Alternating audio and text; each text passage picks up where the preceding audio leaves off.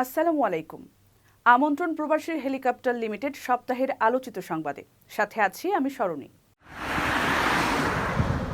একাধিক আইন ও সিদ্ধান্ত বাস্তবায়নের মধ্য দিয়ে ওমানে শুরু হয়েছে নতুন বছর। জানুয়ারির প্রথম দিন থেকে অন্তত 3টি গুরুত্বপূর্ণ সিদ্ধান্ত কার্যকর হয়েছে।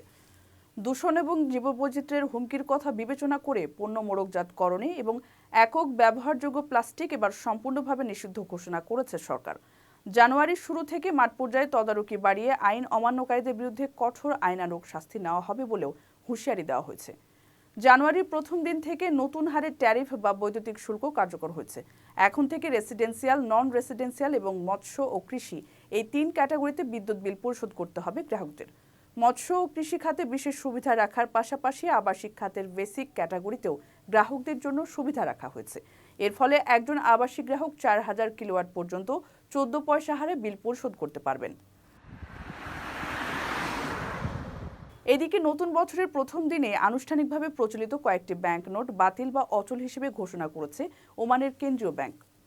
ফলে 2020 সালের ষষ্ঠ অনুমোদনের নোটগুলোর আগের ব্যাংক নোট অর্থাৎ 1995 সালের পঞ্চম ইস্যু, 2000 সালের আপগ্রেডেড ইস্যু, 2005 সালের 1 রিয়ালের স্মারক নোট, 2010 সালের 20 রিয়ালের স্মারক নোট, 2011 ও 12 সালের আপগ্রেডেড ইস্যু এবং 2019 সালের 1 রিয়ালের স্মারক নোট ও 50 রিয়ালের আপগ্রেডেড ইস্যু নোট অচল হয়ে গেছে।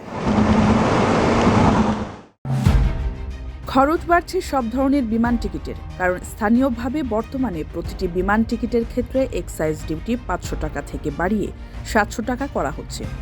সার্কভুক্ত দেশগুলোতে 500 টাকা থেকে বাড়িয়ে দ্বিগুণ অর্থাৎ 1000 টাকা করা হচ্ছে। আর অন্যান্য দেশে আন্তর্জাতিক ফ্লাইটে 3000 টাকা থেকে বাড়িয়ে 4000 টাকা করা হচ্ছে এই শুল্ক। এ বিষয়ে আগামী রোববার নাগাদ এনবিআর আদেশ জারি করতে পারে। এটি বাস্তবায়ন হলে বিমান যাত্রীদের ব্যয় আরেক দফা বেড়ে যাবে। এনবিআর সূত্র বলছে, বিপরীতে অন্তত বাড়তি 300 কোটি টাকা আদায়ের লক্ষ্য রয়েছে। এদিকে বিমান টিকিটের পাশাপাশি তামাক জাতীয় পণ্যের দাম ও সাপ্লিমেন্টারি ডিউটি দুটোই বাড়ানো হচ্ছে। এর ফলে অর্থ বছরের বাকি 6 মাসে বাড়তি প্রায় 4000 কোটি টাকা আদায়ের লক্ষ্যমাত্রা রয়েছে। এছাড়া 43 ধরনের পণ্য ও সেবার হ্রাসকৃত ভ্যাট হার বাতিল করে স্ট্যান্ডার্ড রেট অর্থাৎ 15% নিয়ে যাওয়া হচ্ছে।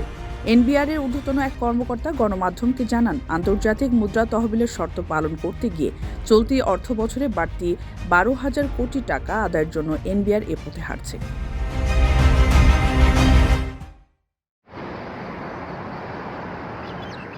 ওমানের তাপমাত্রা কমতে কমতে মাইনাসে নেমে এসেছে। জাবাল আর শামস, জাবাল আখদার সহ কয়েকটি এলাকায় স্বল্প মাত্রায় তুষারপাতও হয়েছে। যদিও আনুষ্ঠানিকভাবে গত 24 ঘন্টায় ওমানের সর্বনিম্ন তাপমাত্রা 2.4 ডিগ্রি সেলসিয়াস ছিল বলে জানায় আবহাওয়া অফিস। তবে বাসিন্দারা কোথাও কোথাও তুষারপাত দেখছেন বলে নিশ্চিত করেছেন। একটি ভিডিওতে দেখা গেছে জাবাল আখদারের তাপমাত্রা নেমেছে -3 ডিগ্রিতে। সাধারণত মরুময় দেশটিতে গ্রীষ্মকালীন সময় সর্বোচ্চ 58 ডিগ্রি পর্যন্ত তাপমাত্রা রেকর্ড করা হয়। সেই দেশে বর্তমানে তাপমাত্রা নেমে এসেছে -3 ডিগ্রিতে।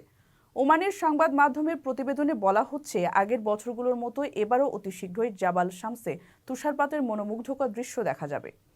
এদিকে গত কয়েকদিনে টানা বৃষ্টিপাতের পর ওমানে আবহাওয়ার লক্ষণীয় উন্নতি হয়েছে। গত বৃহস্পতিবার ব্যাপক মাত্রার বৃষ্টিপাতের কারণে উত্তর আল বাতিনার খাবুরা এবং সুইক, দক্ষিণ আল বাতিনার বারকা এবং মুসান্না ও মাস্কাটের সিপ প্রদেশের সকল শিক্ষা প্রতিষ্ঠানে সশরীরে শিক্ষা কার্যক্রম বন্ধ রাখে কর্তৃপক্ষ। তবে সেদিন কোথাও কোনো বড় ধরনের ক্ষয়ক্ষতির খবর পাওয়া যায়নি।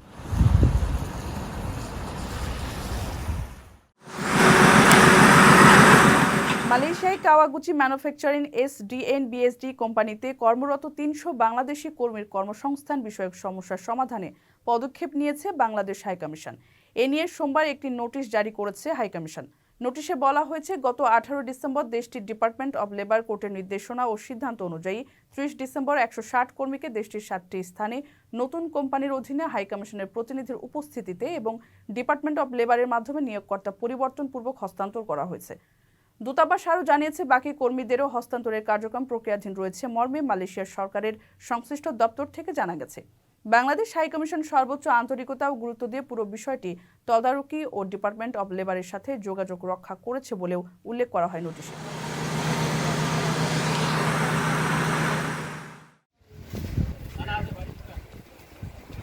আমিরাতে 4 মাসব্যাপী সাধারণ ক্ষমার মেয়াদ শেষ হয়েছে।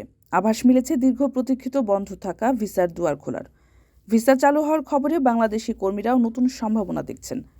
সদ্য শেষ হওয়া বছরের 1 সেপ্টেম্বর থেকে 31 অক্টোবর পর্যন্ত সংযুক্ত আরব আমিরাত সরকার 2 মাসের জন্য সাধারণ ক্ষমা ঘোষণা করে। পরবর্তীতে এই সুযোগ 2 মাস বাড়িয়ে 31 ডিসেম্বর পর্যন্ত করা হয়। অবৈধদের বিনা জেল জরিমানায় দেশ ত্যাগ কিংবা বৈধকরণের জন্য ঘোষিত সাধারণ ক্ষমার বর্ধিত মেয়াদ শেষ হয়েছে। এবারের সাধারণ ক্ষমার সুযোগে প্রত্যাশা অনুযায়ী অবৈধ প্রবাসীরা দেশ ত্যাগ না করলেও উল্লেখযোগ্য সংখ্যক অভিবাসী বৈধ হয়েছেন বলে মনে করছেন দূতাবাস কর্মকর্তারা। আবুধাবি দূতাবাসের লেবার কাউন্সিলর হাজরা সাব্বির হোসেন জানান, গত 4 মাসে দেশ ত্যাগ করার জন্য মাত্র 418 জন ট্রাভেল পাস সংগ্রহ করলেও স্পন্সর খুঁজে কেবল আবুধাবিতে বৈধ হয়েছেন আনুমানিক 20,000 রেমিট্যান্স যোদ্ধা। এদিকে নতুন বছর 2025 সালের শুরুতেই সংযুক্ত আরব আমিরাতে বাংলাদেশিদের ভিসার সমস্যার সমাধান হতে পারে বলে আভাস পাওয়া গেছে। জানুয়ারি-ফেব্রুয়ারিতে ভিসা উন্মুক্ত হবে বলে জানিয়েছেন বাংলাদেশে নিযুক্ত দেশটির রাষ্ট্রদূত আবদুল্লাহ আলী আবদুল্লাহ খাশিফ আল হামুদি। গত 23 ডিসেম্বর রাতে আমিরাতের ভিসা নিয়ে খোলামেলা বক্তব্যে সুখবর দেন আল হামুদি। তিনি বলেন, আগামী জানুয়ারি থেকে ফেব্রুয়ারির মাঝামাঝি সময়ে বাংলাদেশিদের জন্য আমিরাতের ভিসা জটিলতা দূর হবে। চালু হবে ভ্রমণ ভিসা সহ সব ধরনের ভিসা।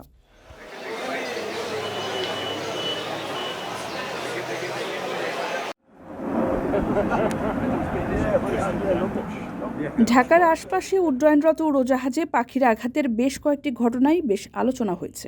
প্রতিবেদনগুলোতে বলা হচ্ছে, ঢাকা বিমানবন্দরের চারপাশে কয়েকটি জলাশয় থাকায় সেখানে মাছ ও কীটপতঙ্গ খেতে ঝাঁকে ঝাঁকে হাজির হয় পাখি। এছাড়া আশপাশের উচ্ছিষ্ট খাবার, রানওয়ের সবুজ ঘাসও পাখিদের পছন্দ, তাই সেখানেও তাদের বিচরণ থাকে। এজন্য শীত এলেই শাহজালাল বিমানবন্দরে কোনো উড়োজাহাজ ওঠানামায় পাখির ধাক্কা লাগার আশঙ্কা বেশি থাকে। যদিও বিমানবন্দরে বার্ড শুটার রয়েছেন বন্দুক দিয়ে পাখি তাড়ানোর কাজে, কিন্তু তাড়ানোর পরও পাখিরা ঘুরে ফিরে বিমানবন্দর এলাকায় ভিড় করছে। বিমান চলাচল সংশ্লিষ্ট ব্যক্তিরা জানান, রানওয়ে থেকে উড্ডয়নের পর উড়োজাহাজের ইঞ্জিনে পাখি ঢুকলে বেশি ক্ষতি ও দুর্ঘটনার ঝুঁকি থাকে। ইঞ্জিনের ফ্যান, ব্লেড ও স্পিনার ক্ষতিগ্রস্ত হয়ে ইঞ্জিন সম্পূর্ণ বন্ধ হয়ে যেতে পারে। এছাড়া পাখির আঘাতে ঝুঁকি থাকলে পাইলটদেরও মানসিক চাপে থাকতে হয়। এয়ারলাইন্সগুলো বলছে, বিমানবন্দরে পাখি তাড়ানোর ক্ষেত্রে মনিটরিং খুব একটা কার্যকর নয়, ফলে মাঝে মাঝে বার্ড হিটের ঘটনা ঘটছে। গত 4 বছরে বিভিন্ন বিমানবন্দরে পাখির আঘাতে ক্ষতিগ্রস্ত হয় বিমান বাংলাদেশ সহ দেশি বিদেশি সংস্থার অন্তত 7টি উড়োজাহাজ। এর মধ্যে শাহজালালে একদিনে পৃথক 2টি পাখির আঘাতের ঘটনা ঘটে। এর আগে বিমানবন্দরে পাখির আঘাতে ক্ষতিগ্রস্ত হয় ইউএস বাংলা, কাতার এয়ারওয়েজ ও আমিরাত এয়ারলাইন্সের উড়োজাহাজ।